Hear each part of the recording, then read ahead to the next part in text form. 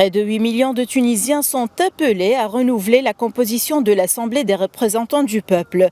Les Tunisiens auront à choisir dimanche parmi 228 candidats et 34 candidates répartis sur 131 circonscriptions électorales en lice pour faire partie du Parlement tunisien, dissous en mars 2022.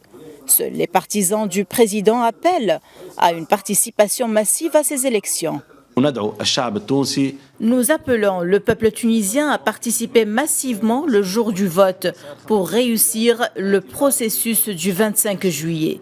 D'autant plus, le peuple avait déjà dit son mot le 14 janvier 2023, le jour où il a rejeté toute une décennie noire.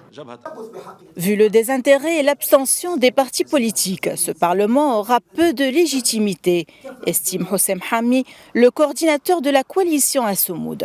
Nous pensons que le prochain Parlement va être un facteur supplémentaire de tension, de déstabilisation de la vie politique en Tunisie et qui ne permettra pas de prendre les décisions nécessaires pour sortir le pays de la grande crise dans laquelle il se pétrit depuis un moment.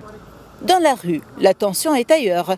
La population a vu son pouvoir d'achat plonger avec une inflation supérieure à 10% et subit des pénuries sporadiques des produits de base. Parfois je me dis que je dois participer à ces élections, parfois je dis non. Je ne suis pas intéressée par ces législatives parce que tout simplement je ne sais pas pour qui je vais voter. Au fait, il y a des élections chaque année, mais rien ne change dans notre pays. Tout l'enjeu reposera dans ce deuxième tour sur le taux de participation.